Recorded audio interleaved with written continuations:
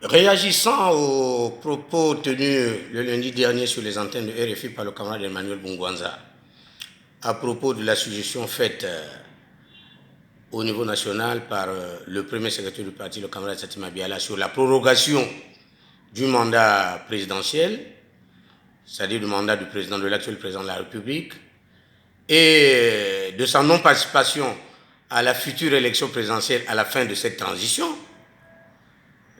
d'entrée du jeu, nous disons que nous sommes d'avis avec le camarade Emmanuel Bungwanza, deuxième personnalité du parti, mais parce que pour une décision aussi majeure qui engage les institutions nationales du pays, qui engage la paix, qui engage la sûreté et la sécurité nationale, le camarade Satima Biala ne peut pas se permettre, sans l'avis du bureau politique, sans l'avis du Conseil national, qui ne se sont plus retrouvés depuis septembre 2016 pour la dernière fois, engager le parti du professeur Lissouba sur une question aussi majeure, sans la délibération de ces instances que j'ai citées en amont.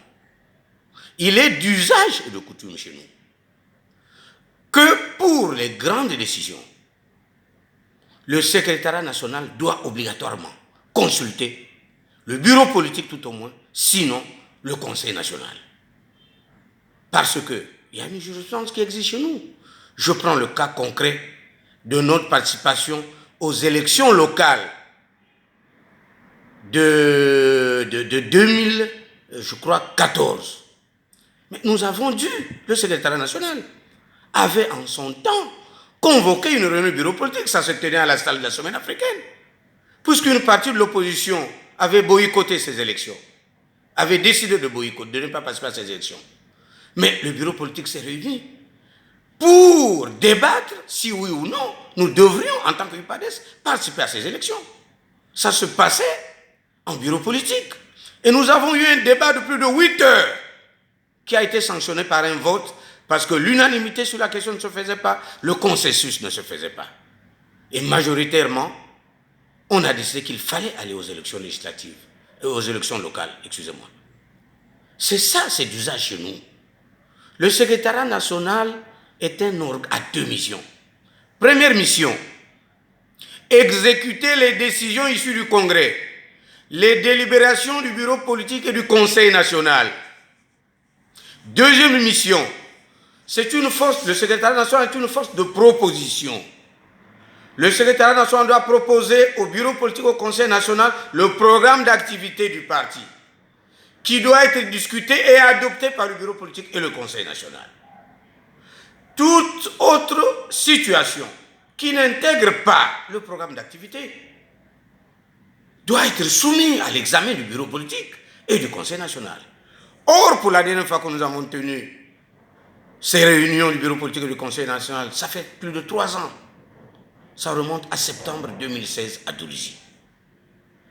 Et le premier secrétaire dit dans son propos, quand il répond au camarade Bungwanza, encore qu'il a fait faire un résumé par le journaliste de RFI, il n'a pas parlé lui-même directement à l'antenne. Il dit que son idée faisait du chemin.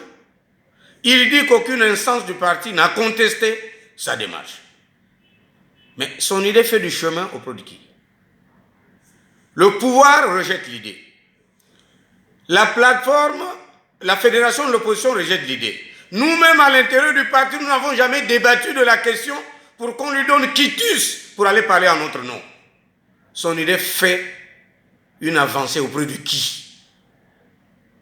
Nous voulons bien comprendre. Deuxièmement, lui, il dit qu'aucune instance du parti n'a protesté ou n'a contesté sa démarche. Mais les instances du parti issues du Congrès, que sont le bureau politique, le Conseil national, qui sont organes délibérants, n'ont pas pour rôle de contester ce qu'il dit, ont pour rôle de censurer ou d'autoriser ce que lui doit faire. C'est-à-dire, s'il y a une décision, une idée qui émerge au niveau du secrétariat national, surtout de cette nature qui implique la vie du pays, il faut appeler à la réunion du bureau politique et du Conseil national, qui délibéreront ou en faveur de la déclaration ou contre la déclaration. Si L'avis est défavorable, la déclaration ne passe pas. Le point de vue du secrétariat ne passe pas. Donc, les instances délirantes du parti n'agissent pas en aval, agissent en amont. Voilà comment fonctionne l'UPADES. Voilà comment les textes de l'UPADES sont conçus. Alors, depuis 2 ans, nous avons l'impression que le premier secrétaire est en train d'organiser ses funérailles politiques. Mais il ne faut pas qu'il soit la tortue qui détruit le feu avant de mourir. Nous savons qu'il est candidat à sa mort politique. Mais nous ne voulons pas que tout en mourant, qu'il entraîne le parti du professeur Pascal Lissouba. Il faut qu'il le laisse intact. Et nous, notre mission, c'est de lui rappeler que, il n'a plus le droit d'engager le parti à ce niveau parce qu'il est hors mandat depuis juin 2017. C'est simple, clair et limpide.